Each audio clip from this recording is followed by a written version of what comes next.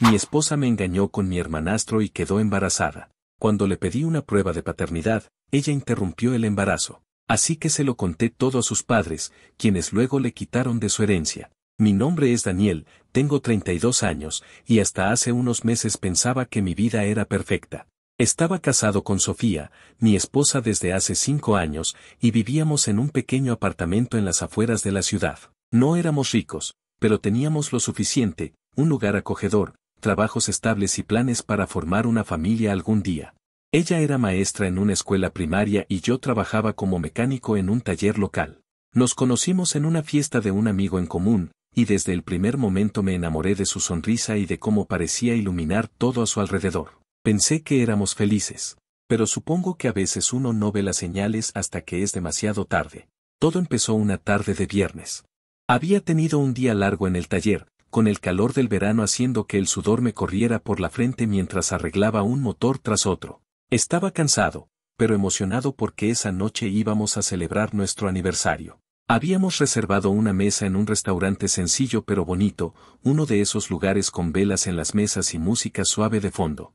Quería que fuera especial, así que incluso compré un ramo de flores en el camino a casa, unas rosas rojas, sus favoritas.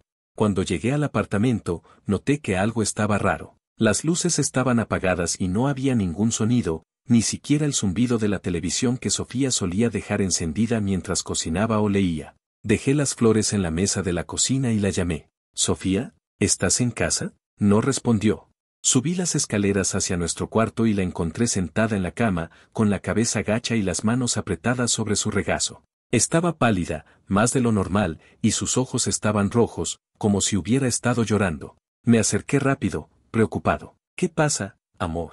¿Estás bien?», pregunté, sentándome a su lado. Ella levantó la mirada lentamente, y había algo en sus ojos que me dio un mal presentimiento. No era solo tristeza, era otra cosa, culpa, tal vez.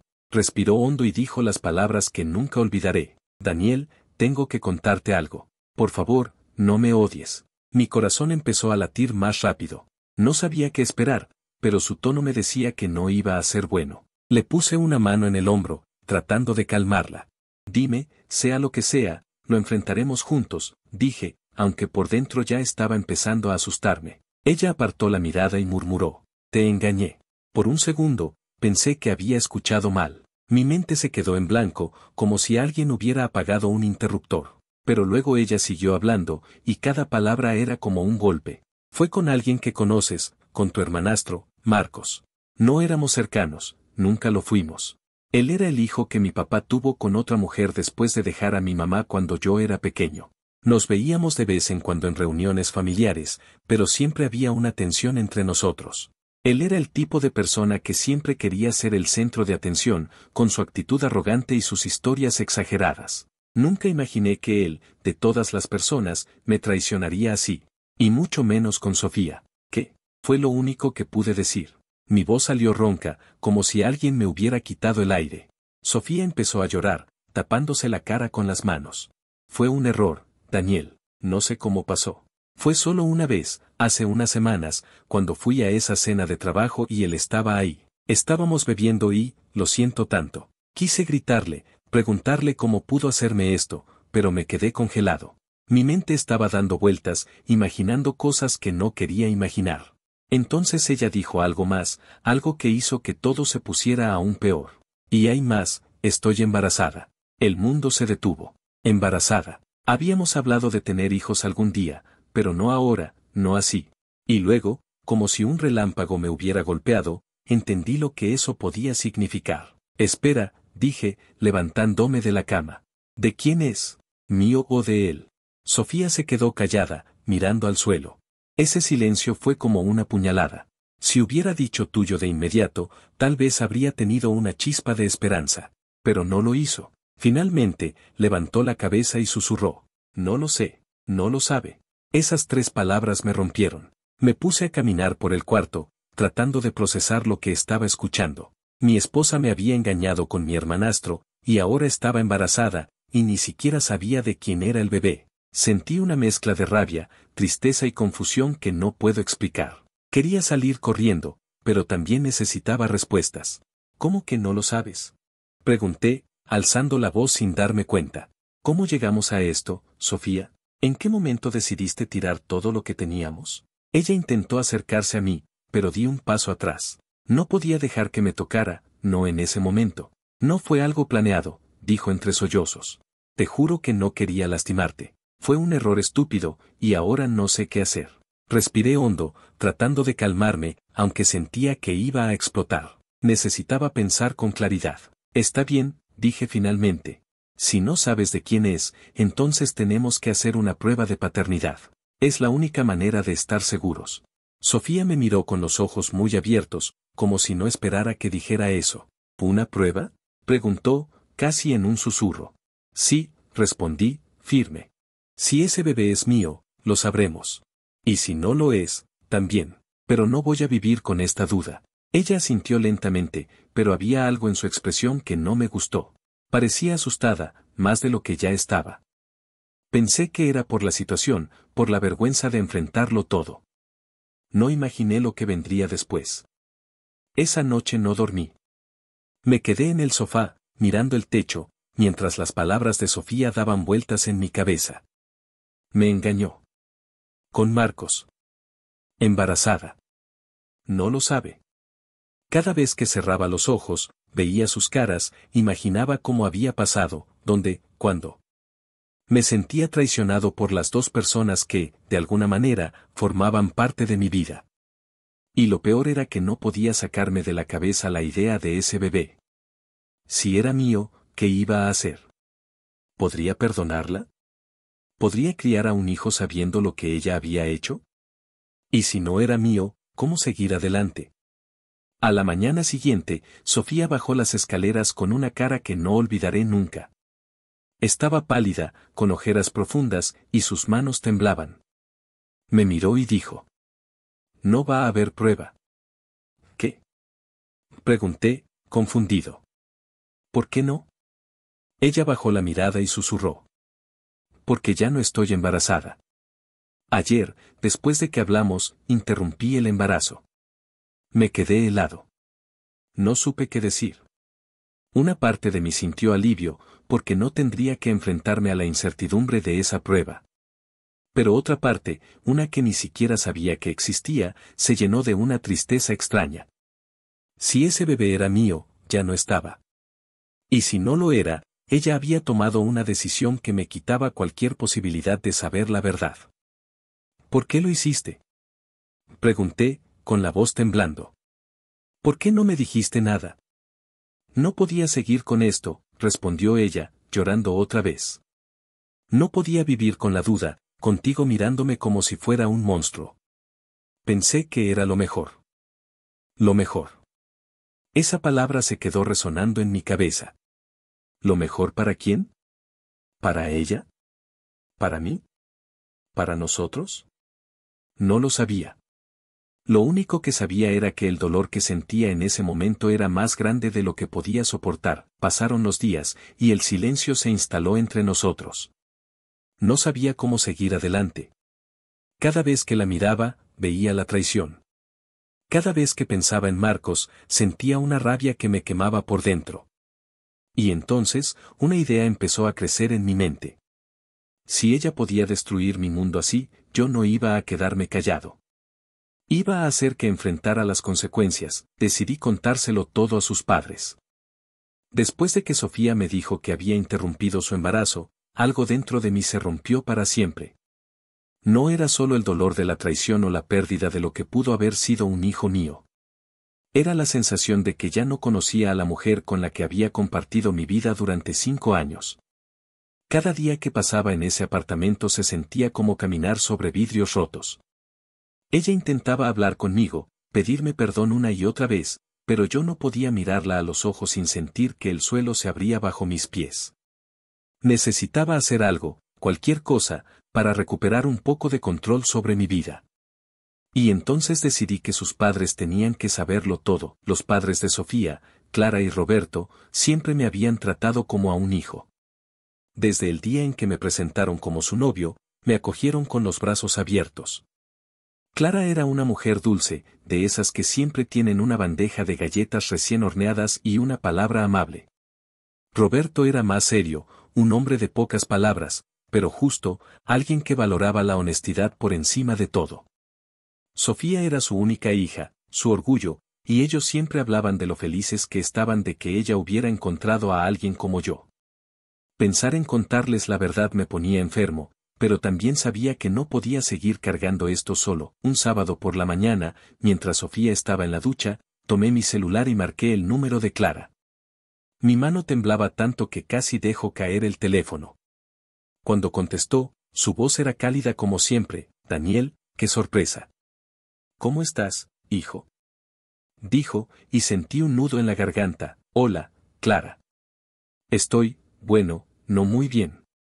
¿Podemos hablar? ¿Tú y Roberto están libres hoy? Necesito verlos, respondí, tratando de sonar tranquilo aunque por dentro estaba hecho pedazos. Ella dudó un segundo, como si notara algo raro en mi tono. Claro, cariño. Ven cuando quieras. ¿Pasa algo con Sofía? Preguntó, no te preocupes ahora. Te explico todo cuando llegue, dije, y colgué antes de que pudiera hacer más preguntas. Miré hacia el baño, escuchando el agua correr. No le dije a Sofía a dónde iba. No quería darle la oportunidad de detenerme o de inventar una excusa para sus padres antes de que yo llegara. Agarré las llaves de mi camioneta y salí del apartamento sin mirar atrás. El trayecto hasta la casa de Clara y Roberto era de unos 40 minutos. Vivían en un barrio tranquilo, en una casa modesta con un jardín bien cuidado lleno de flores que Clara regaba religiosamente. Mientras manejaba, mi cabeza no paraba de dar vueltas. ¿Cómo iba a empezar? ¿Qué palabras iba a usar para decirles que su hija me había engañado con mi hermanastro y que había estado embarazada? Me imaginé sus caras, la incredulidad, el dolor. Pero también pensé en lo que merecía saber la verdad. Ellos siempre habían sido buenos conmigo, y yo les debía eso. Cuando llegué, Clara me recibió en la puerta con una sonrisa que se desvaneció en cuanto vio mi expresión. Estaba pálido, con ojeras que delataban las noches sin dormir. Daniel, ¿qué pasa? Me estás asustando, dijo, poniéndome una mano en el brazo. Necesito hablar con ustedes.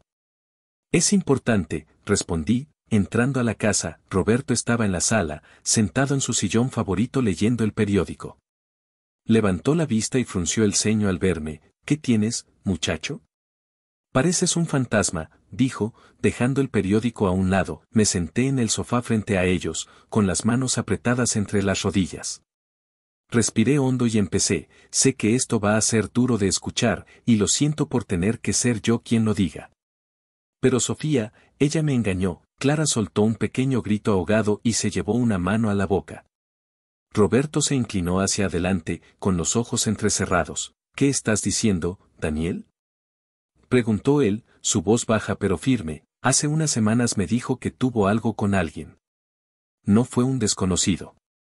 Fue con Marcos, mi hermanastro, continué, sintiendo que las palabras me quemaban la garganta. Clara negó con la cabeza, como si no quisiera creerlo. No, no puede ser. Sofía no haría eso. Tiene que haber un error, dijo, con lágrimas empezando a formarse en sus ojos. Ojalá fuera un error, respondí. Pero ella misma me lo confesó. Y hay más. Me dijo que estaba embarazada, pero no sabía si el bebé era mío o de él. Le pedí una prueba de paternidad para estar seguros, y, al día siguiente me dijo que había interrumpido el embarazo. El silencio que siguió fue tan pesado que casi podía tocarlo. Clara empezó a llorar en silencio, cubriéndose la cara con las manos. Roberto se quedó inmóvil, mirándome como si intentara decidir si esto era real o una pesadilla. Finalmente, habló. ¿Estás seguro de todo esto, Daniel? Porque si es verdad, es imperdonable, dijo, con la voz temblando de furia contenida. Estoy seguro. Ojalá no lo estuviera, respondí. No les cuento esto para hacerles daño.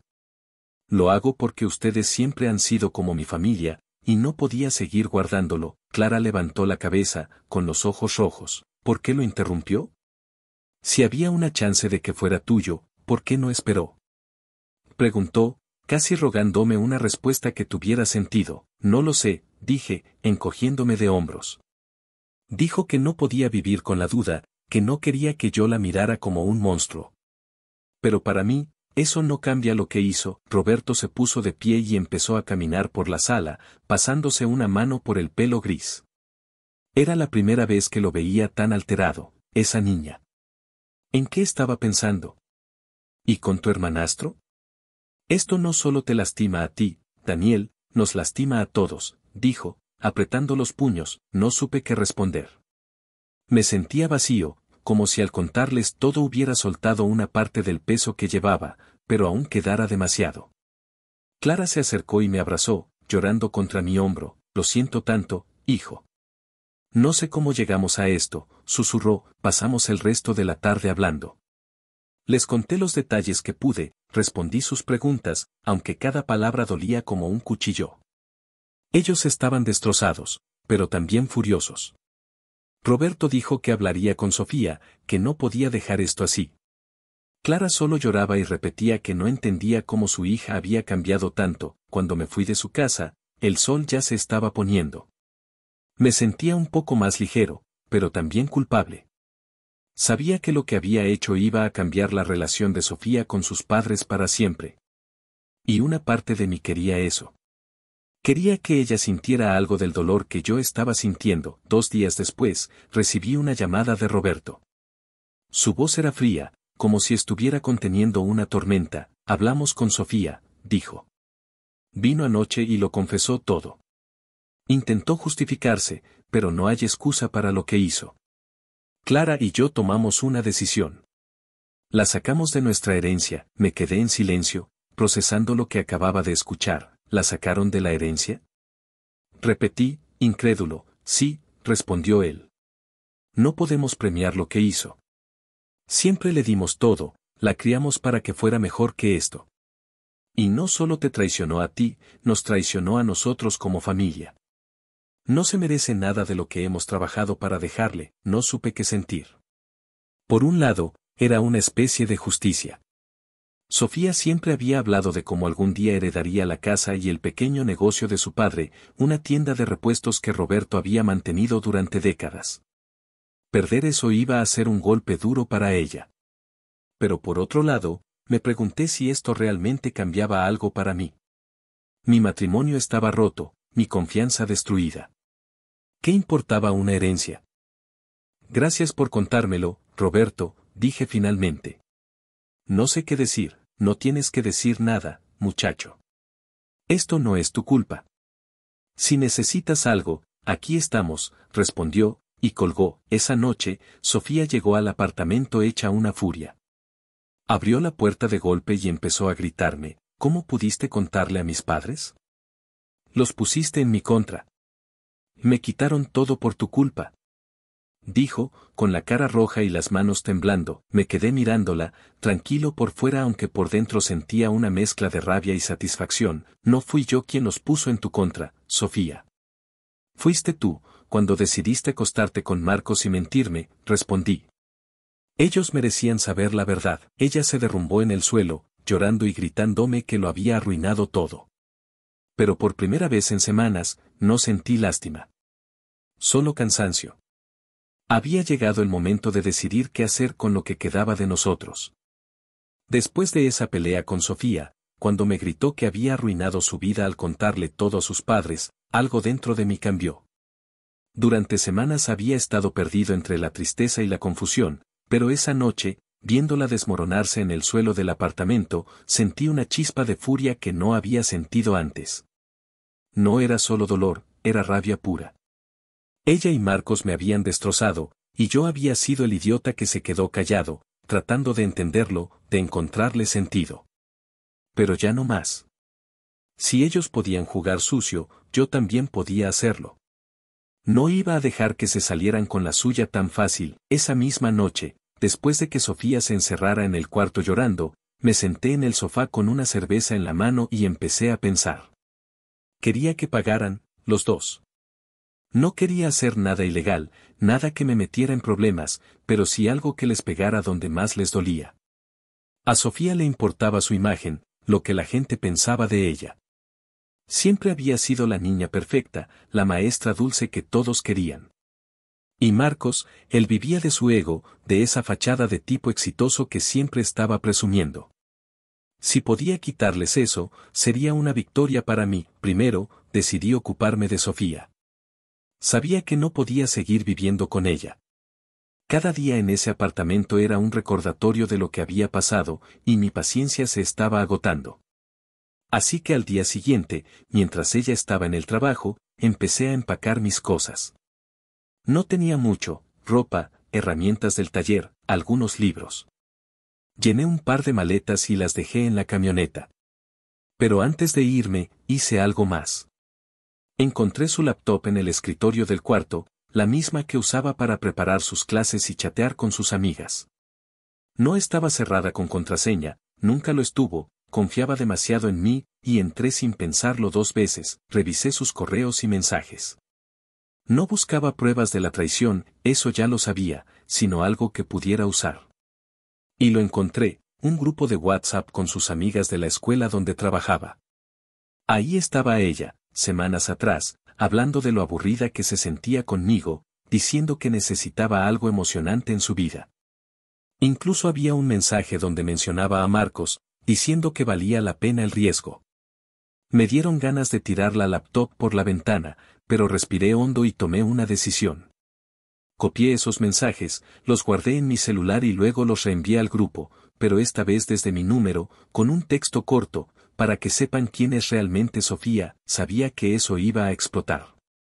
Esas amigas eran su mundo, las que siempre la elogiaban y la ponían en un pedestal. Que vieran lo que había hecho, lo que pensaba de mí, iba a ser un golpe duro para ella.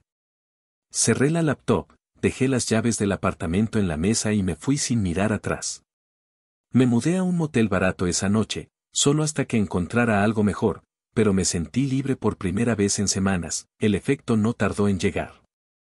Al día siguiente, mi celular empezó a sonar con mensajes de números desconocidos.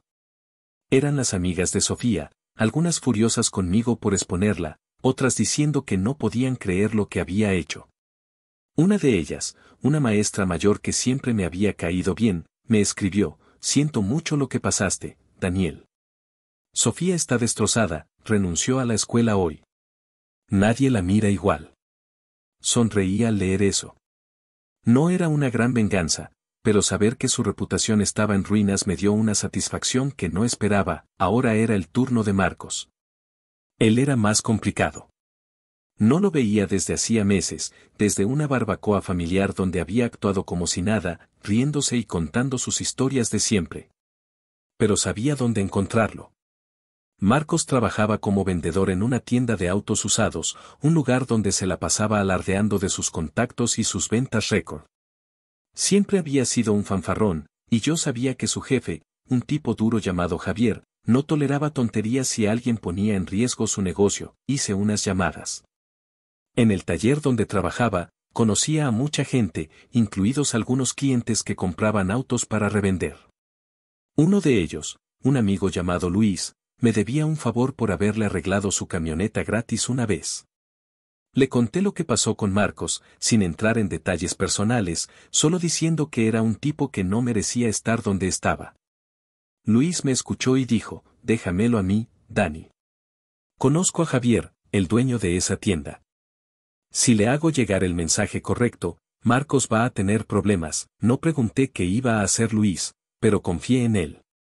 Una semana después, me llamó riéndose: listo, hermano. Le dije a Javier que Marcos estaba ofreciendo autos por fuera, llevándose clientes a su cuenta personal. No sé si es verdad, pero puse suficiente duda en su cabeza. Ayer lo despidieron. Dicen que salió gritando como loco. Me imaginé a Marcos, con su ego herido, perdiendo el trabajo que tanto presumía. No me sentí mal por él. Se lo había buscado.